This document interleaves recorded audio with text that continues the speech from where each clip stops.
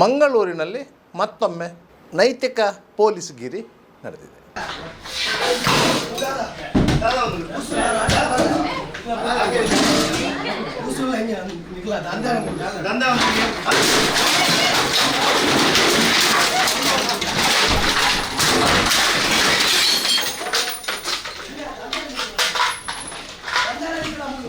ಮಗ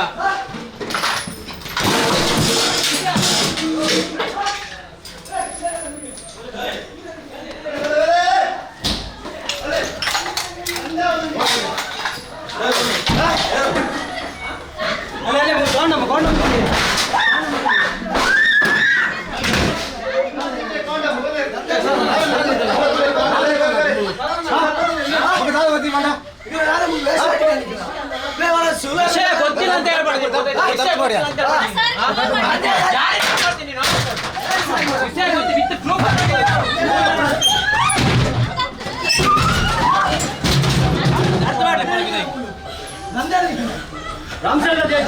ರಾಮಚಂದ್ರ ಚೌಣೆ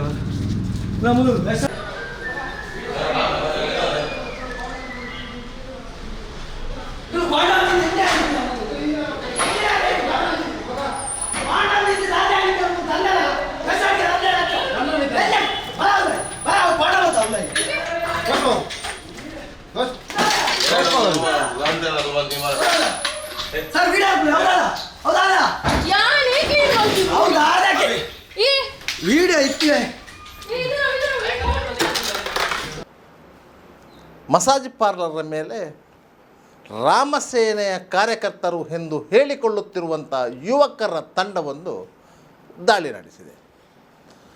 ಮಸಾಜ್ ಪಾರ್ಲರ್ನಲ್ಲಿ ಕೆಲಸ ಮಾಡುತ್ತಿರುವಂತಹ ಹೆಣ್ಮಕ್ಕಳ ಮೇಲೆ ಹಲ್ಲೆ ಮಾಡಲಾಗಿದೆ. ಅವರ ಮಾನಹಾನಿಯಾಗುವಂಥ ರೀತಿಯಲ್ಲಿ ಆ ದೃಶ್ಯಗಳನ್ನು ಚಿತ್ರೀಕರಿಸಲಾಗಿದೆ. ಈ ದಾಳಿಯ ಹೊಣೆಯನ್ನು ರಾಮಸೇನೆಯ ಸ್ಥಾಪಕಾಧ್ಯಕ್ಷ ಪ್ರಸಾದ್ ಅತ್ತಾವರ್ ವಹಿಸಿಕೊಂಡಿದ್ದಾರೆ. ಅವರು ಮಾಧ್ಯಮಗಳ ಮುಂದೆ ಹೇಳಿಕೆ ನೀಡುತ್ತಿರುವಾಗಲೇ ಬರ್ಕೆ ಪೊಲೀಸರು ಅವರನ್ನು ಎಳೆದೊಯ್ದು ಬರ್ಕೆ ಠಾಣೆಯಲ್ಲಿ ಇರಿಸಿದ್ದಾರೆ. ಇಡೀ ಘಟನೆಯನ್ನು ಚಿತ್ರೀಕರಿಸಿದಂತಹ ಛಾಯಾಗ್ರಾಹಕ ಶರಣ್ ಅವರನ್ನು ಸಹ ಪೊಲೀಸರು ಠಾಣೆಯಲ್ಲಿ ಕುಳ್ಳಿರಿಸಿದ್ದಾರೆ. ಸುಮಾರು 12 ವರ್ಷಗಳ ನಂತರ ಇಂತಹ ಘಟನೆ ಮಂಗಳೂರಿನಲ್ಲಿ ನಡೆದಿದೆ.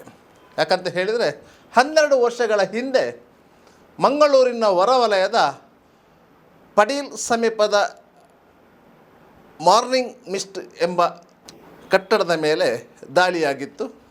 ಆ ಪ್ರಕರಣದ ಆರೋಪಿಗಳು ಇತ್ತೀಚೆಗೆ ಖುಲಾಸೆಗೊಂಡಿದ್ದರು. ತದನಂತರ ಇಂತಹ ನೈತಿಕ ಪೊಲೀಸ್ಗಿರಿ ಕಡಿಮೆಯಾಗಿತ್ತು, ಬಹುತೇಕ ಸ್ತಬ್ಧವೇ ಆಗಿತ್ತು. ಆದರೆ ಇತ್ತೀಚೆಗೆ ಕೆಲವೊಂದು ಕಡೆಗಳಲ್ಲಿ ಕೆಲವೊಂದು ಘಟನೆಗಳನ್ನು ಆಧರಿಸಿಕೊಂಡು ಪೊಲೀಸರಿಗೆ ಮಾಹಿತಿ ನೀಡುವಂಥ ಕೆಲಸಗಳನ್ನು ಹಿಂದೂಪರ ಸಂಘಟನೆಗಳು ಮಾಡುತ್ತಿದ್ದವು. ಪೊಲೀಸರು ಕ್ರಮ ಕೈಗೊಳ್ಳುತ್ತಿದ್ದರು. ಆದ್ದರಿಂದ ಸ್ವತಃ ದಾಳಿ ಮಾಡುವಂತಹ ಪ್ರಮೇಯ ಬಂದಿರ್ತಿರಲಿಲ್ಲ. ಆದರೆ ಇದೀಗ ರಾಮಸೇನೆಯ ಕಾರ್ಯಕರ್ತರು ಎಂದು ಹೇಳಿಕೊಂಡವರು ಮಸಾಜ್ ಪಾರ್ಲರಿಗೆ ದಾಳಿ ನಡೆಸಿದ್ದಾರೆ. ಇದರ ಹಿನ್ನೆಲೆ ಏನು ಎನ್ನುವುದನ್ನು ಸುರಿವಿಗೆ ಗಮನಿಸಬೇಕು.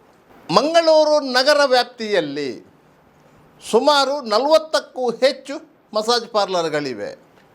ಈ ಮಸಾಜ್ ಪಾರ್ಲರ್ಗಳಲ್ಲಿ ಹೆಣ್ಮಕ್ಕಳು ಗಂಡಸರಿಗೆ ದೈಹಿಕವಾಗಿ ಸುಖ ಕೊಡುವಂತಹ ಕ್ರಿಯೆಗಳನ್ನು ನಡೆಸುತ್ತಿದ್ದಾರೆ. ಅದು ಮೈಗೆ ಎಣ್ಣೆ ತಿಕ್ಕುವುದರಿಂದ ಹಿಡಿದು ಅವರ ಖಾಸಗಿ ಅಂಗಾಂಗಗಳನ್ನು ಸ್ಪರ್ಶಿಸಿ ಅವರಿಗೆ ಸ್ವರ್ಗ ಸುಖ ತೋರಿಸುವಷ್ಟರ ಮಟ್ಟಿಗೆ ಸರ್ವಿಸ್ಗಳು ಲಭ್ಯವಿದೆ. ಹೆಣ್ಣು ಮಕ್ಕಳು ಸ್ವತಃ ಬೆತ್ತಲೆಯಾಗಿ ನಿಂತುಕೊಂಡು ಮೈಗೆ ಮೈ ಟಚ್ ಮಾಡಿ ಮಸಾಜ್ ಮಾಡುವಂತಹ ಪ್ರಕ್ರಿಯೆಗಳು ಕೆಲವೊಂದು ಮಸಾಜ್ ಪಾರ್ಲರ್ಗಳಲ್ಲಿ ಇವೆ. ಇಂತಹ ಮಸಾಜ್ ಪಾರ್ಲರ್ಗಳಲ್ಲಿ ನಡೀತಿರುವುದು ಶುದ್ಧ ವೇಷವಾಟಿಕೆಯ ಹೊರತು ಬೇರೆ ಏನೂ ಅಲ್ಲ. ಇದು ಏನು ಆಯುರ್ವೇದಿಕ್ ಥೆರಪಿ ಅಲ್ಲ. ಇಲ್ಲಿ ಕೆಲಸ ಮಾಡುವಂತಹ ಹೆಣ್ಣುಮಕ್ಕಳು ಯಾರೂ ಗರತಿಯರಲ್ಲ, ಸುರಿಗಿಟ್ಟು ನೆನಪಿಟ್ಟುಕೊಳ್ಳಿ. ಯಾಕಂತ ಹೇಳಿದರೆ ಹೆಣ್ಣುಮಕ್ಕಳ ಬಗ್ಗೆ ಅಗೌರವವಾಗಿ ಮಾತಾಡಬಾರ್ದು. ಆದರೆ ಹೆಣ್ಣು ಮಕ್ಕಳು ಮಸಾಜ್ ಸೆಂಟರ್ನ ಒಳಗೆ ನಡೆಸಿಕೊಳ್ಳುವಂಥ ರೀತಿ ಅದು ಭಾರತೀಯ ಸಂಸ್ಕೃತಿಗೆ ಹೇಳಿ ಮಾಡಿಸಿದ್ದಲ್ಲ. ಇದೊಂದು ಶುದ್ಧ ದಂಧೆ. ಮುಂಬೈನ ಕಾಮಾಟಿಪುರದಲ್ಲಿ ಯಾವ ರೀತಿ ಅಧಿಕೃತವಾಗಿ ದಂಧೆ ನಡೀತಿದೆಯೋ ಅಂಥದ್ದೇ ಮಾದರಿಯ ದಂಧೆ ಈ ಮಸಾಜ್ ಪಾರ್ಲರ್ಗಳಲ್ಲಿ ನಡೀತಿತ್ತು. ಪೊಲೀಸರಿಗೆ ಇದು ಗೊತ್ತಿತ್ತು. ಆದರೆ ಅವರಿಗೆ ಒಂದು ಲೈಸೆನ್ಸ್ ಇತ್ತು. ಅದು ಯುನಿಸೆಕ್ಸ್ ಸೆಲೂನು ಅಂತೇಳಿ. ಈ ಯುನಿಸೆಕ್ಸ್ ಸೆಲೂನು ಎನ್ನುವಂತಹ ಹೆಸರಿನ ಮಸಾಜ್ ಪಾರ್ಲರ್ಗಳಿಗೆ ಒಂದು ಗೈಡ್ಲೈನ್ಸ್ ಇಲ್ಲ. ಆ ಗೈಡ್ಲೈನ್ಸ್ ಇರಬೇಕಾದರೆ ಅದಕ್ಕೊಂದು ಕಾನೂನು ಬೇಕು. ಅಂತಹ ಕಾನೂನೇ ಇಲ್ಲ. ಕೇರಳ ರಾಜ್ಯದಲ್ಲಿ ಇಂಥದ್ದೊಂದು ಕಾನೂನನ್ನು ಜಾರಿಗೆ ತಂದಿದ್ದಾರೆ. ಆದ್ದರಿಂದ ಅಲ್ಲಿ ಮಸಾಜ್ ಪಾರ್ಲರ್ಗಳಿಗೆ ನಿಷೇಧ ಇದೆ. ಆದ್ದರಿಂದ ಈ ರೀತಿಯ ಸುಖ ಸುಪ್ಪತ್ತಿಗೆಯಲ್ಲಿ ತೇಲಾಡಲು ಬಹುತೇಕ ಕೇರಳದ ಯುವಕರು, ಮುದುಕರು, ಮಧ್ಯವಯಸ್ಕರು ಮಂಗಳೂರಿಗೆ ರೈಲು ಹಿಡಿದು ಬರ್ತಾರೆ. ಆದ್ದರಿಂದ ಅವರನ್ನು ನಂಬಿಕೊಂಡೇ ಮಂಗಳೂರಲ್ಲಿ 40ಕ್ಕೂ ಹೆಚ್ಚು ಮಸಾಜ್ ಪಾರ್ಲರ್ಗಳು ಆರಂಭವಾದದ್ದು. ಮಂಗಳೂರಿನ ಪೊಲೀಸರು ಮಸಾಜ್ ಪಾರ್ಲರ್ಗಳಿಗೆ ಉದಾರವಾಗಿ ಅನುಮತಿ ನೀಡ್ತಾರೆ ಎನ್ನುವ ವಿಚಾರ ಗೊತ್ತಾಗಿ ಇತ್ತೀಚೆಗೆ ಬೆಂಗಳೂರಿನಿಂದ, ಮೈಸೂರಿನಿಂದ, ಮಂಡ್ಯದಿಂದ, ಹಾಸನದಿಂದ ಬಂದವರೆಲ್ಲರೂ ಮಂಗಳೂರಲ್ಲಿ ಮಸಾಜ್ ಪಾರ್ಲರ್ಗಳನ್ನು ಅಲ್ಲಲ್ಲಿ ತೆರೆದಿಟ್ಟಿದ್ದಾರೆ. ಯಾವುದೇ ಮಸಾಜ್ ಪಾರ್ಲರ್ ಓಪನ್ ಮಾಡಬೇಕಂತ ಹೇಳಿದರೆ ನೀವು ಮೊದಲಿಗೆ ಹೋಗಿ ಮಹಾನಗರ ಪಾಲಿಕೆಯಿಂದ ಅನುಮತಿಯನ್ನು ಪಡೆಯಬೇಕು. ಈ ಹಿಂದೆ ಕವಿತಾ ಸನಿಲ್ ಅವರು ಮಂಗಳೂರು ಮಹಾನಗರ ಪಾಲಿಕೆಯ ಮೇಯರ್ ಆಗಿದ್ದಾಗ ಕೌನ್ಸಿಲ್ ನಿರ್ಣಯ ಮಾಡಿ ಮಸಾಜ್ ಪಾರ್ಲರಿಗೆ ಅನುಮತಿ ನೀಡಲಾಗುವುದಿಲ್ಲ ಅಂತ ಹೇಳಿ ತಿಳಿಸಿದ್ದರು. ಅಲ್ಲದೆ ಕೆಲವೊಂದು ಮಸಾಜ್ ಪಾರ್ಲರಿಗೆ ಸ್ವತಃ ಮಹಾನಗರ ಪಾಲಿಕೆಯ ಆರೋಗ್ಯ ವಿಭಾಗದ ಅಧಿಕಾರಿಗಳನ್ನು ಮತ್ತು ಕಂದಾಯ ವಿಭಾಗದ ಅಧಿಕಾರಿಗಳನ್ನು ಒಳಗೊಂಡು ದಾಳಿ ನಡೆಸಿದ್ದರು. ಬಹುತೇಕ ಮಸಾಜ್ ಪಾರ್ಲರ್ಗಳು ಆ ಸಂದರ್ಭದಲ್ಲಿ ಬಂದಾಗಿತ್ತು. ಕವಿತಾ ಸನಿಲ್ ಅವರ ಅಧಿಕಾರಾವಧಿ ಮುಗಿದ ಬಳಿಕ ಮತ್ತೆ ಮಸಾಜ್ ಪಾರ್ಲರ್ಗಳು ಚಿಗಿತುಕೊಂಡವು. ಹಾಗೆ ಚಿಗಿತುಕೊಂಡಂಥ ಮಸಾಜ್ ಪಾರ್ಲರ್ಗಳಿಗೆ ಯಾವುದೇ ನಿಯಮಗಳು ಇರಲಿಲ್ಲ, ಕಟ್ಟುಪಾಡುಗಳು ಇರಲಿಲ್ಲ. ಪೊಲೀಸರಂತೂ ಆ ಕಡೆಗೆ ತಲೆ ಹಾಕುತ್ತಿರಲಿಲ್ಲ. ಒಂದು 27 ಮಂದಿ ಮಸಾಜ್ ಪಾರ್ಲರ್ ಮಾಲೀಕರು ಸೇರಿಕೊಂಡು ರಾಜ್ಯ ಹೈಕೋರ್ಟಿಗೆ ಒಂದು ರಿಟ್ ಪಿಟಿಷನ್ ಸಲ್ಲಿಸಿದರು. ಆ ರಿಟ್ ಪಿಟಿಷನ್ನೇ ಹೈಕೋರ್ಟ್ನ ಏಕಸದಸ್ಯ ಪೀಠದಲ್ಲಿ ವಿಚಾರಣೆಗೆ ಬಂದಂತಹ ಸಂದರ್ಭದಲ್ಲಿ ಸರ್ಕಾರಿ ಪರ ವಕೀಲರು ಒಂದು SPP ಆಕ್ಷೇಪಣೆ ಸಲ್ಲಿಸಿದರು. ಇದು ಒಂದು ಅನೈತಿಕ ದಂಧೆ, ಸಭ್ಯ ಸಮಾಜಕ್ಕೆ ಒಳ್ಳೆಯ ಮಾರ್ಗದರ್ಶನ ಮಾಡುವುದಿಲ್ಲ, ಒಳ್ಳೆಯ ಸಂದೇಶ ನೀಡುವುದಿಲ್ಲ. ಆದ್ದರಿಂದ ಇದನ್ನು ಬೇಕಿದೆ. ಆಗ ಮಸಾಜ್ ಪಾರ್ಲರ್ಗಳ ಮಾಲೀಕರ ಪರ ವಕೀಲರು ಹೇಳಿದರು, ಇದನ್ನು ದಂಧೆ ಅಂತ ಹೇಳಲಿಕ್ಕೆ ಸಾಧ್ಯವೇ ಇಲ್ಲ. ಇದು ಒಂದು ಸೇವೆ. ಹೆಂಗಸರಿಗೆ ಮಸಾಜ್ ಮಾಡುವುದು ಹೇಗೆ ಸಹ್ಯವೋ ಅದೇ ರೀತಿ ಗಂಡಸರಿಗೆ ಹೆಂಗಸರು ಮಾಡುವ ಮಸಾಜಿಗೂ ಅನುಮತಿ ಕೊಡಬೇಕು. ಅದು ಬಲಾತ್ಕಾರವಾಗಿ ಮಾಡುವಂಥದ್ದಲ್ಲ, ಮಾಡಿಸುವಂಥದ್ದಲ್ಲ. ಮತ್ತು ಗಂಡಸು ಆಗಲಿ ಹೆಂಗಸು ಆಗಲಿ ಇಬ್ಬರು ಒಪ್ಪಿಗೆಯೇ ಆ ಕ್ರಿಯೆಯಲ್ಲಿ ತೊಡಗಿಕೊಳ್ಳುವುದು. ಗಂಡಸು ಇದಕ್ಕೆ ಪೇಮೆಂಟ್ ಮಾಡ್ತಾನೆ, ಹೆಂಗಸು ಪೇಮೆಂಟ್ ಇಸ್ಕೊಳ್ತಾಳೆ. ಇದೊಂದು ವ್ಯವಹಾರವೇ ಹೊರತು ಇದು ಅನೈತಿಕ ದಂಧೆ ಅಲ್ಲ ಎಂಬ ರೀತಿಯಲ್ಲಿ ವಾದ ಮಾಡಿತ್ತು. ಅವರ ವಾದವನ್ನು ಪುರಸ್ಕರಿಸಿದಂತಹ ರಾಜ್ಯ ಹೈಕೋರ್ಟ್ನ ಏಕಸದಸ್ಯ ಪೀಠ ಕೆಲವೊಂದು ಕಂಡೀಷನ್ಗಳನ್ನು ಹಾಕಿ ಈ ವ್ಯವಹಾರಕ್ಕೆ ಪೊಲೀಸರು ತಕರಾರು ಮಾಡಬಾರದು ಮತ್ತು ದಾಳಿ ಮಾಡಬಾರದು. ದಾಳಿ ಮಾಡುವುದು ಇದ್ದರೂ ಕೆಲವೊಂದು ನಿಯಮಗಳನ್ನು ಪಾಲಿಸಬೇಕು ಎನ್ನುವ ಸೂಚನೆ ಕೊಟ್ಟು ಅರ್ಜಿಯನ್ನು ಇತ್ಯರ್ಥಪಡಿಸಿತ್ತು. ಆ ಅರ್ಜಿಯ ಆಧಾರದಲ್ಲಿ ಮತ್ತೆ ಮಂಗಳೂರಲ್ಲಿ ಮಸಾಜ್ ಪಾರ್ಲರ್ಗಳು ಆರಂಭವಾದವು. ಆ ಹೈಕೋರ್ಟ್ ಸೂಚನೆಯಂತೆ ಮಸಾಜ್ ಪಾರ್ಲರ್ನಲ್ಲಿ ಮಸಾಜ್ ಮಾಡುವಂತಹ ಕೊಠಡಿ, ಅದು ಸಾಮಾನ್ಯವಾಗಿ ಅದೇನು ಸುವ್ಯವಸ್ಥಿತವಾದ ಕೊಠಡಿ ಅಲ್ಲ, ಕೇವಲ ಒಂದು ಬಾಗಿಲು ಹಾಕಿರ್ತಾರೆ ಅಂತಂದು ಬಿಟ್ಟರೆ ಮತ್ತು ಅದಕ್ಕೆ ಯಾವುದೇ ಭದ್ರತೆ ಇರೋದಿಲ್ಲ. ಆ ಕೊಠಡಿ ಪಾರದರ್ಶಕವಾಗಿರಬೇಕು ಎನ್ನುವುದು. ಯಾಕಂದರೆ ಹೊರಗಿನಿಂದ ಒಳಗೆ ಏನು ನಡೀತಿದೆ ಎನ್ನುವುದು ಕಾಣಬೇಕು. ಯಾರೂ ಸಹ ಅಂತಹ ಪಾರದರ್ಶಕ ಕೊಠಡಿಯೊಳಗೆ ಒಂದು ಹೆಣ್ಣಿನಿಂದ ತನ್ನ ಮೈಯನ್ನು ಉಜ್ಜಿಸಿಕೊಳ್ಳಲಿಕ್ಕೆ ಇಚ್ಛೆ ಪಡಲ್ಲ. ತನ್ನ ಖಾಸಗಿ ಅಂಗಗಳನ್ನು ಆಕೆಯ ಕೈಯಿಂದ ಮಸಾಜ್ ಮಾಡಿಸಿಕೊಳ್ಳಲಾರ. ಇದಕ್ಕೆ ಒಂದು ಪರ್ಯಾಯ ವ್ಯವಸ್ಥೆಯಾಗಿ ಫುಲ್ ಡೋರು ಮಾಡಲಿಕ್ಕಿಲ್ಲ, ಅರ್ಧ ಡೋರು ಮಾಡಬೇಕು ಎನ್ನುವ ಸೂಚನೆ ಬಂದಿತ್ತು. ಅದರಂತೆ ಆರಂಭದಲ್ಲಿ ಅರ್ಧ ಡೋರು ಇತ್ತು. ಮತ್ತು 1 ತಿಂಗಳ ಕಳೆದ ಮೇಲೆ ಫುಲ್ ಡೋರು ಆಯಿತು. ಈ ಅರ್ಧ ಡೋರಿಗೂ ಸಭ್ಯರು ಬರಲಿಕ್ಕೆ ಹಿಂಜರಿದರು. ಯಾಕಂತ ಹೇಳಿದರೆ ಇಂಥ ವ್ಯವಹಾರಗಳಿಗೆ, ಮೋಜು ಮಸ್ತಿಗಳಿಗೆ ಮತ್ತು ಮಾನಸಿಕವಾಗಿ ಆಹ್ಲಾದವನ್ನು ಪಡೆಯಲಿಕ್ಕೆ ಬೇಕಾಗಿ ಹೋಗುವವರೆಲ್ಲ ಬಹುತೇಕರು ಸಭ್ಯರೇ. ಆದ್ದರಿಂದ ಅವರು ಬರಲಿಕ್ಕೆ ಹಿಂಜರಿದಿದ್ದರು. ಮತ್ತು ಅದಕ್ಕಾಗಿ ಫುಲ್ ಡೋರು ಹಾಕಲಾಗಿತ್ತು. ಈಗ ಫುಲ್ ಡೋರ್ನ ಒಳಗೆಯೇ ಮುಚ್ಚಿದ ಕೋಣೆಯೊಳಗೆ ನಡೆಯುವಂಥ ವ್ಯವಹಾರ ಈ ಮಸಾಜ್ ಪಾರ್ಲರ್ ವ್ಯವಹಾರ. ಇಂತಹ ಮಸಾಜ್ ಪಾರ್ಲರ್ ಮೇಲೆ ಶ್ರೀರಾಮ ಸೇನೆಯ ಕಾರ್ಯಕರ್ತರು ಕಣ್ಣಿಟ್ಟಿದ್ದಾರೆ. ಈ ಹಿಂದೆ ಬಜರಂಗ ದಳದ ಕಾರ್ಯಕರ್ತರು, ಹಿಂದೂ ಜಾಗರಣ ವೇದಿಕೆಯ ಕಾರ್ಯಕರ್ತರು, ಶ್ರೀರಾಮ ಸೇನೆಯ ಕಾರ್ಯಕರ್ತರು ಎಲ್ಲರೂ ಒಂದೇ ಛತ್ರದಡಿಯಲ್ಲಿ ಇದ್ದವರು. ಮತ್ತು ಬೇರೆ ಬೇರೆ ಸಂಘಟನೆಗಳ ರೂಪ ಪಡೆದಿತ್ತು. ಪ್ರಸಾದ್ ಅತ್ತಾವರ್ ಮತ್ತಿತರರು ಶ್ರೀರಾಮನ ಸೇನೆಯನ್ನು ಬಿಟ್ಟು ರಾಮಸೇನೆಯನ್ನು ಹುಟ್ಟುಹಾಕಿದ ಮೇಲೆಯೂ ಸಹ ಈ ಘಟನೆಗಳು, ಇಂತಹ ದಂಧೆಗಳು, ಇಂತಹ ವ್ಯವಹಾರಗಳು ನಡೀತಲೇ ಇತ್ತು. ಆದರೆ ಇದೀಗ ಯಾಕೆ ಶ್ರೀರಾಮ ಸೇನೆ ಹೆಸರಿನಲ್ಲಿ ಇಂಥ ದಾಳಿ ನಡೆಯಿತು ಎನ್ನುವುದನ್ನು ಆಲೋಚನೆ ಮಾಡಬೇಕಿದೆ.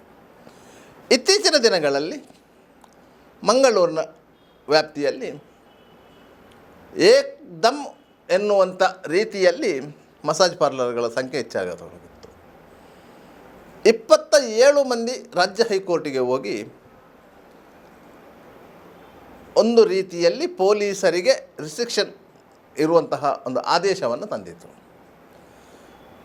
ಅವರ ಮಸಾಜ್ ಪಾರ್ಲರ್ಗಳು ಕಾರ್ಯನಿರ್ವಹಿಸುತ್ತಿರುವ ಸಂದರ್ಭದಲ್ಲಿಯೇ 10 ಹಲವು ಮಸಾಜ್ ಪಾರ್ಲರ್ಗಳು ವಿವಿಧೆಡೆಯಲ್ಲಿ ಆರಂಭವಾದವು.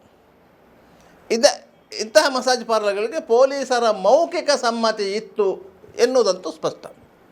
ಮತ್ತು ಪೊಲೀಸರ ಸಮ್ಮತಿ ಇಲ್ಲದೆ ಯಾವನೇ ಒಬ್ಬ ವ್ಯಕ್ತಿ ಇಂತಹ ಕಾನೂನು ಬಾಹಿರ ಕೃತ್ಯಗಳನ್ನು ನಡೆಸಲಿಕ್ಕೆ ಸಾಧ್ಯನೇ ಇಲ್ಲ.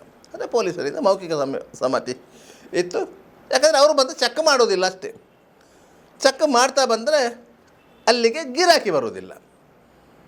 ಇದು ಸಮಸ್ಯೆಗಳು. ಆದ್ದರಿಂದ ಶ್ರೀರಾಮ ಸೇನೆಯವರು ಇದೀಗ ದಾಳಿ ನಡೆಸಿದಂಥದ್ದು. ಶ್ರೀರಾಮ ಸೇನೆ ಅಲ್ಲ, ಇದು ರಾಮಸೇನೆ ಅಂತೇಳಿ. ಶ್ರೀರಾಮ ಸೇನೆಯಿಂದ ಹೆಗ್ಗೆ ಹೊಡೆದಂಥ ಒಂದು ಗುಂಪು. ಇದರ ನೇತೃತ್ವ ವಹಿಸುವವರು ಪ್ರಸಾದ್ ಹತ್ತವರು. ಅವರು ಹಿಂದೆ ಶ್ರೀರಾಮ ಸೇನೆಯಲ್ಲಿ ಇದ್ದವರು. ಮಂಗಳೂರಿನ ಪಬ್ ದಾಳಿಯ ಸಂದರ್ಭದಲ್ಲಿ ಅದರ ನೇತೃತ್ವವನ್ನು ವಹಿಸಿದವರು. ಆಗ ಶ್ರೀರಾಮ ಸೇನೆ, ಬಜರಂಗದಳ, ಹಿಂದೂ ಜಾಗರಣೆ ವೇದಿಕೆ ಎಲ್ಲ ಒಟ್ಟಿಗೆ ಇತ್ತು. ಸಂಘಟನೆಗಳ ಹೆಸರುಗಳು ಬೇರೆ ಇತ್ತು. ಎಲ್ಲರೂ ಅದಕ್ಕೆ ತಮ್ಮನ್ನು ಕ್ಲೈಮ್ ಮಾಡಿದರು. ಅದರಿಂದ ಪಬ್ ದಾಳಿಯಲ್ಲಿ ಪ್ರಮೋದ್ ಮುತಾಲಿಕ್ ಇರ್ಬೋದು, ಮಹೇಂದ್ರ ಕುಮಾರ್ ಇರ್ಬೋದು, ಎಲ್ಲರೂ ಆರೋಪಿಗಳಾಗಿದ್ದರು. ಆದರೆ ಆ ಪ್ರಕರಣ ನ್ಯಾಯಾಲಯದಲ್ಲಿ ನಿಲ್ಲಿಲ್ಲ. ತದನಂತರ ಮಾರ್ನಿಂಗ್ ಮಿಸ್ಟ್ ಹೋಮ್ ಸ್ಟೇ ದಾಳಿಯಾದಾಗ ಅದರ ಇಡೀ ಜವಾಬ್ದಾರಿ ಹಿಂದೂ ಜಾಗರಣೆ ವೇದಿಕೆಯ ಮೇಲೆ ಇತ್ತು. ಯಾಕಂದರೆ ಹಿಂದೂ ಜಾಗರಣೆ ವೇದಿಕೆಯಲ್ಲಿ ಗುರುತಿಸಿಕೊಂಡಿದ್ದಂತಹ ಸುಭಾಷ್ ಪಾಟೀಲ್ ಮತ್ತಿತರರೇ ಆ ದಾಳಿ ನಡೆಸಿದ್ದು. ಆ ಸಂದರ್ಭದಲ್ಲಿ ಒಟ್ಟು 44 ಮಂದಿಯ ಮೇಲೆ ಕಂಕನಾಡಿ ಗ್ರಾಮಾಂತರ ಠಾಣೆಯಲ್ಲಿ ಕೇಸು ದಾಖಲಾಗಿತ್ತು. ಸುಮಾರು 1 ವರ್ಷ 2 ತಿಂಗಳ ಕಾಲ ನ್ಯಾಯಾಲಯದಲ್ಲಿ ಜಾಮೀನಿಗಾಗಿ ಅವರು ಬಡಿದಾಡಬೇಕಾಯಿತು. ಕೊನೆಗೂ ಜಾಮೀನು ಸಿಕ್ಕಿತ್ತು. ಸುಮಾರು 12 ವರ್ಷಗಳ ಕಾಲ ಆ ಪ್ರಕರಣ ನ್ಯಾಯಾಲಯದಲ್ಲಿ ವಿಚಾರಣೆಯ ಹಂತದಲ್ಲಿತ್ತು. ಕೆಲವು ತಿಂಗಳ ಹಿಂದೆ ಆ ಪ್ರಕರಣ ನ್ಯಾಯಾಲಯದಲ್ಲಿ ಖುಲಾಸೆಗೊಂಡಿತು. ಈ 12 ವರ್ಷಗಳ ಕಾಲ ಯಾವುದೇ ಹಿಂದೂ ಪರ ಸಂಘಟನೆಗಳು ಅತಿರೇಕದ ವರ್ತನೆಗೆ ಹೋಗಿರಲಿಲ್ಲ. ಕಾನೂನಿನ ಭಯ ಸೃಷ್ಟಿ ಆದದ್ದೇ ಹೋಮ್ ಸ್ಟೇ ದಾಳಿಯ ನಂತರ. ಪೊಲೀಸರು UAPA ಸೆಕ್ಷನ್ ಅಡಿಯಲ್ಲಿ ಕೇಸು ದಾಖಲಿಸಿಕೊಂಡಿದ್ದರು. ಅತ್ಯಂತ ಕಠಿಣ ಕಾಯ್ದೆ ಅದು. ಸಾಮಾನ್ಯವಾಗಿ ಉಗ್ರಗಾಮಿಗಳ ವಿರುದ್ಧ ಬಳಸುವಂತಹ ಕಾಯ್ದೆಯನ್ನು ಭಾರತೀಯ ಜನತಾ ಪಕ್ಷದ ಸರ್ಕಾರ ಅಸ್ತಿತ್ವದಲ್ಲಿ ಇರುವಂತಹ ಸಂದರ್ಭದಲ್ಲಿ BJPಯ ಸಂಘಟನಾತ್ಮಕ ಅಂಗಸಂಸ್ಥೆಯಾದ ಹಿಂದೂ ಜಾಗರಣಾ ವೇದಿಕೆಯ ಕಾರ್ಯಕರ್ತರ ಮೇಲೆ ಪೊಲೀಸರು ಅಂಥದ್ದೊಂದು ಕಠಿಣ ಕಾಯ್ದೆ ಅಡಿಯಲ್ಲಿ ಕೇಸು ದಾಖಲಿಸಿಕೊಂಡಿದ್ದರು. ಪರಿಣಾಮವಾಗಿ ಸುಮಾರು 1 ವರ್ಷ 2 ತಿಂಗಳ ಕಾಲ ಜಾಮೀನು ಸಿಕ್ಕಿರಲಿಲ್ಲ. ಪೊಲೀಸರು ಆ ಕಾಯ್ದೆಯನ್ನು ವಾಪಸ್ಸು ತೆಗೆದುಕೊಂಡ ನಂತರ ಆರೋಪಿಗಳಿಗೆ ಜಾಮೀನು ಸಿಕ್ಕಿದ್ದು. ಅದೂ ಸಹ ಆ ಪ್ರಕರಣದ ದೂರುದಾರನೊಬ್ಬನನ್ನು ರಾಜ್ಯ ಹೈಕೋರ್ಟಿಗೆ ಕರೆದುಕೊಂಡು ಹೋಗಿ ಅಲ್ಲಿ ಹೇಳಿಕೆಯನ್ನು ಕೊಡಿಸಿದ ನಂತರ ಜಾಮೀನು ಸಿಕ್ಕಿರೋದು. ಆತ ಹೇಳಿದ, ನಾನು ಕೆಲವರ ಹೆಸರನ್ನು ಪೊಲೀಸರಿಗೆ ಹೇಳಿರಲಿಲ್ಲ, ಪೊಲೀಸರೇ ಬರೆದ ಹೆಸರುಗಳು, ನನಗೆ ಅವರ ಪರಿಚಯ ಇಲ್ಲ ಅಂತೇಳಿ. ಆದ್ದರಿಂದ ಜಾಮೀನು ಸಿಕ್ಕಿತ್ತು. ಯಾಕಂತ ಹೇಳಿದರೆ ಅದರಲ್ಲಿ ಇಬ್ಬರು, ಒಬ್ಬ ಪತ್ರಕರ್ತ ಮತ್ತು ಒಬ್ಬ ಛಾಯಾಗ್ರಾಹಕರ ಮೇಲೆ ಪ್ರಕರಣ ದಾಖಲಿದ್ದ. ನವೀನ್ ಸೂರಿಂಜ್ ಅಂತ ಪತ್ರಕರ್ತ ಮತ್ತು ಶರಣ್ ಎಂಬ ಛಾಯಾಗ್ರಾಹಕ, ಅವರು ಆಗ ಸಹಾಯ TVಯಲ್ಲಿ ಛಾಯಾಗ್ರಾಹಕರಾಗಿದ್ದು. ಅವರಿಬ್ಬರ ಮೇಲೆ ಕೇಸು ದಾಖಲಾಗಿತ್ತು. ಮತ್ತು ನವೀನ್ ಸೂರಿಂಜೆ ಅವರನ್ನು ಆ ಕೇಸಿನಿಂದ ಹೊರ ಬಿಡಲಾಗಿತ್ತು. ಆದರೆ ಶರಣ್ ಆ ಪ್ರಕರಣದ ವಿಚಾರಣೆಯನ್ನು ಎದುರಿಸಿದರು. ಅದು ಕೇಸ್ ಎಕ್ಯೂಟ್ ಆಗಿ 1-2 ತಿಂಗಳುಗಳು ಆಗಿವೆ. ಇದೀಗ ರಾಮಸೇನೆಯವರು ಮತ್ತೆ ದಾಳಿ ನಡೆಸಿದ್ದಾರೆ. ಈ ದಾಳಿ ಪೂರ್ವಯೋಜಿತ. ಈ ದಾಳಿಯ ಚಿತ್ರೀಕರಣವನ್ನು ನಡೆಸಿದ್ದು ಸಹ ಮಾರ್ನಿಂಗ್ ಮಿಸ್ಟ್ ಹೋಮ್ ಸ್ಟೇ ದಾಳಿಯಲ್ಲಿ ಪಾಲ್ಗೊಂಡಿದ್ದವರ ಚಿತ್ರೀಕರಣವನ್ನು ಯಾರು ನಡೆಸಿದ್ದರೋ ಅದೇ ಶರಣ್ ಈ ದಾಳಿಯ ಚಿತ್ರೀಕರಣವನ್ನು ನಡೆಸಿದ್ದಾರೆ. ಅವರು ಈ ಬಗ್ಗೆ ಪೊಲೀಸರಿಗೆ ಮಾಹಿತಿ ಕೊಟ್ಟಿರಲಿಲ್ಲ. ಆದ್ದರಿಂದ ಶರಣ್ ಅವರನ್ನು ಬರ್ಕೆ ಪೊಲೀಸರು ವಶಕ್ಕೆ ತೆಗೆದುಕೊಂಡಿದ್ದಾರೆ. ಈ ದಾಳಿಯ ಹೊಣೆಯನ್ನು ರಾಮಸೇನೆಯ ಪ್ರಸಾದ್ ದತ್ತ ಅವರು ವಹಿಸಿಕೊಂಡಿದ್ದಾರೆ. ಇತ್ತೀಚೆಗಷ್ಟೇ ವೈವಾಹಿಕ ಜೀವನಕ್ಕೆ ಅವರು ಕಾಲಿಟ್ಟಿದ್ದರು. ಹಲವಾರು ವರ್ಷಗಳಿಂದ ಅವರು ಯಾವುದೇ ಚಟುವಟಿಕೆಗಳಲ್ಲಿ ಭಾಗಿಗಳಾಗಿರಲಿಲ್ಲ. ಇತ್ತೀಚೆಗೆ ವೈವಾಹಿಕ ಜೀವನಕ್ಕೆ ಕಾಲಿಟ್ಟಿದ್ದರು. ಹೊಸ ಜೀವನದ ಹೊಸ್ತಿಲಲ್ಲಿದ್ದರು. ಅಂತಹ ಸಂದರ್ಭದಲ್ಲಿ ಅವರು ಈ ದಾಳಿಯ ಹೊಣೆಯನ್ನು ಹೊತ್ತುಕೊಂಡು ಇದೀಗ ಪೊಲೀಸರ ಅತಿಥಿಯಾಗಿದ್ದಾರೆ. ಒಟ್ಟಾರೆಯಾಗಿ ದಾಳಿ ಸರಿಯೋ ತಪ್ಪೋ ಬೇರೆ, ಆದರೆ ಪೊಲೀಸರ ಕೆಲಸವನ್ನು ಸಾರ್ವಜನಿಕವಾಗಿ ಕೈ ಎತ್ತಿಕೊಳ್ಳುವುದು ಮಾತ್ರ ಕಾನೂನಿನ ಪ್ರಕಾರ ಅಪರಾಧ. ಸಾರ್ವಜನಿಕವಾಗಿ ಸಾಮಾಜಿಕವಾಗಿ ಏನು ಬೇಕಾದರೆ ಹೇಳ್ಬೋದು, ಆದರೆ ಕಾನೂನಿನ ಪ್ರಕಾರ ಅಪರಾಧ. ಆದ್ದರಿಂದ ಇಂತಹ ಘಟನೆಗಳು ಮತ್ತೆ ಮರುಕಳಿಸಬಾರದು ಎನ್ನುವುದಷ್ಟೇ ನಿಲುವು. ನಿರಂತರ ಸುದ್ದಿ